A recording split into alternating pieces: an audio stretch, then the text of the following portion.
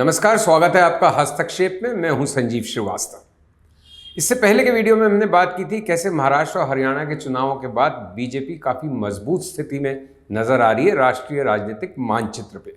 आज मैं बात करूंगा कि महाराष्ट्र का मुख्यमंत्री कौन बनना चाहिए और क्यों बनना चाहिए, क्योंकि यही इस समय चर्चा का विषय है। सारे राजनीतिक विश्लेषक इस बात से जूझ रहे हैं कि कौन होगा महाराष्ट्र का, जो भारत का सबसे महत्वपूर्ण सूबा है यूपी के बाद in terms of number of seats और फाइनेंशियल क्लाउड की वजह से नंबर 1 स्टेट है इंडिया की।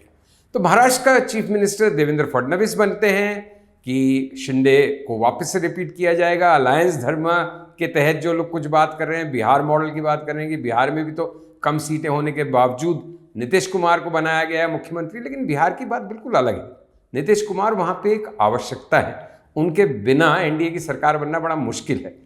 तो महाराष्ट्र में क्या होना चाहिए? देखिए, महाराष्ट्र में 130 से ज़्यादा सीटें बीजेपी अकेले अपने दम पे लाई है, मतलब कि मेजॉरिटी मार्क से सिर्फ करीब 1 दर्जन कम।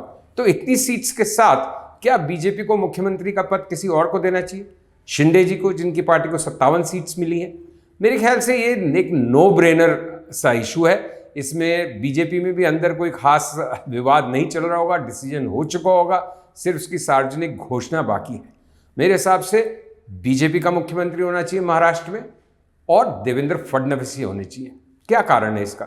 देवेंद्र फडणवीस का जो पहला कार्यकाल था 5 साल का, 2014 से 19 का, वो काफ़ी एक अच्छा नई हवा का झोंका, ताज़ी हवा के झोंके की तरह थे। एक यंग लीडर की तरह वो उभरे थे।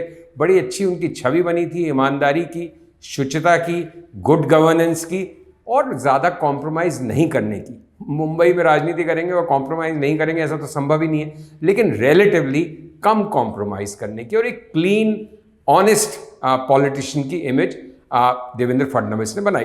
अब पिछले 5 सालों में जिस तरह से महाराष्ट्र की सियासत में उठापटक हुई, उद्धव ठाकरे छोड़ के चले गए, अलग हो गए बीजेपी से, चीफ मिनिस्टर बन गए, फिर शिंदे जी को तोड़ा गया, अजीत पवार को तोड़ा गया। ऑब्वियसली जो टूट के आए उनको पद चाहिए था। शिंदे और उनके साथ जो शिवसेना के एमएलएज आए वो इसी शर्त पे आए होंगे। तो मजबूरी थी, आवश्यकता थी, समय की ज़रूरत थी और बीजेपी को कहीं ना कहीं प्रतिशोध लेना था उद्धव ठाकरे से। तो शिंदे मुख्यमंत्री बने, 2 उप मुख्यमंत्री बने, अजीत पवार और देवेंद्र फडणवीस। तो एक व्यक्ति जो चीफ मिनिस्टर रह चुका, वो डिप्टी चीफ मिनिस्टर का पद उसने स्वीकारा। एक बार ये भी खबर आई थी कि वो स्वीकार करने के लिए तैयार नहीं थे, लेकिन प्रधानमंत्री के फ़ोन के बाद उन्होंने ये इसको एक्सेप्ट किया। तो एक तरह का सैक्रिफाइस तो कुछ ज़्यादा शब्द हो जाएगा बड़ा, लेकिन उन्होंने पॉलिटिकल रियलिज्म का परिचय दिया। अब जो स्थिति बन रही है, जो संख्या गणित महाराष्ट्र विधानसभा में बनी है, उसमें देवेंद्र फडणवीस के अलावा कोई चॉइस नहीं है और उनका बनाने के लाभ भी कई हैं।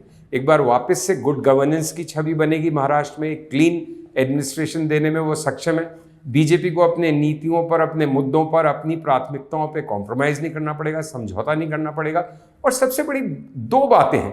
बीजेपी के कार्यकर्ता और काडर और लीडर्स कई जगह खासे निरुत्साहित हैं या डिमोरलाइज हैं, क्योंकि उन्हें लगता है कि जो नए लोग पार्टी के साथ जुड़ते हैं, चाहे वो कांग्रेस छोड़ के आ रहे हैं या कहीं और से आ रहे हैं, उनको अच्छी पद मिल जाते हैं, अच्छी जगह मिल जाती है। अलायंस पार्टनर्स बीजेपी को दबा लेते हैं और बीजेपी की मजबूरी का लाभ उठा के वो अच्छे पद ले जाते हैं। तो एक तो इस परसेप्शन को ब्रेक करना बहुत ज़रूरी है अगर बीजेपी को मीडियम टू लॉन्ग टर्म सोचना है, अपने काडर को, अपने कार्यकर्ता को उत्साहित रखना है और अपनी नीतियों पे चलना है।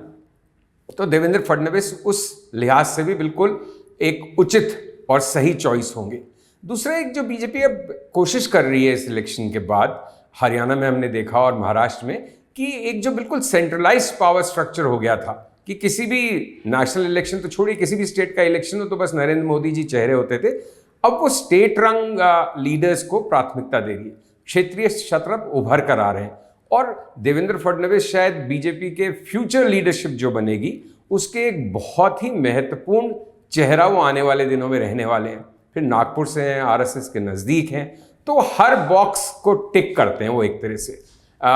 Good leader, honest leader, clean leader, politically well connected leader, close to RSS leader, और फिर महाराष्ट्रियन ब्राह्मण, आरएसएस की जो शुरुआत जहाँ से हुई है उस बॉक्स को भी वो टिक करते हैं। मराठा, नॉन मराठा पॉलिटिक्स में भी वो सूट करते हैं कि भाई मराठा लीडरशिप अगर किसी ज़माने से शरद पवार के साथ रही है, शिवसेना के साथ रही है और जिस तरह से हरियाणा में जाट वर्सेस नॉन जाट का इशू बना के बीजेपी हुकूमत में आई, अगर वो एक छतरी के तहत नॉन मराठा वोटर को ला सकती है तो देवेंद्र फडणवीस उसमें भी कामयाब होंगे। और फिर मराठा डिप्टी चीफ मिनिस्टर्स होंगे उनके पास, सुशील शिंदे जी होंगे और अजीत पवार होंगे। तो हर तरह से ये बिल्कुल एक सही चीज़ होगी कि देवेंद्र फडणवीस को बनाया जाए, और मेरे ख्याल से कहीं ना कहीं बीजेपी के केंद्रीय नेतृत्व ने उस बारे में निर्णय ले भी लिया है। शिंदे जी ने भी शुरू में कुछ बगावती स्वर तो नहीं, लेकिन कुछ नाराजगी, कुछ असहमति सी व्यक्त करते हुए उनके पार्टी के नेताओं ने, उनके फेलो एमएलएज ने ये बात उठाई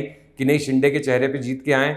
मुझे तो नहीं लगता शिंदे के चेहरे पे 132 सीटें बीजेपी को मिली हैं, लेकिन शिंदे एक लोकप्रिय लीडर थे, लेकिन वो भी एक पॉलिटिकल रियलिस्ट हैं, वो भी मौजूदा गणित और संख्या को समझ रहे हैं, और मेरे ख्याल से वो भी मान जाएंगे, और वो किसी भी तरह ऐसी स्थिति में नहीं है कि दबा सके इस मौके पे, इस मुकाम पर बीजेपी को। तो देवेंद्र फडणवीस चीफ मिनिस्टर बनने चाहिए, और शायद देवेंद्र फडणवीस के नाम की ही बहुत जल्दी घोषणा भी होगी। वो सही भी होगा, पॉलिटिकली भी करेक्ट होगा, और एक लेवल पे मॉरली, आइडियोलॉजिकली भी वो एक सही स्टेप होगा बीजेपी लीडरशिप का, कि एक आने वाले समय के नेता को तैयार करना।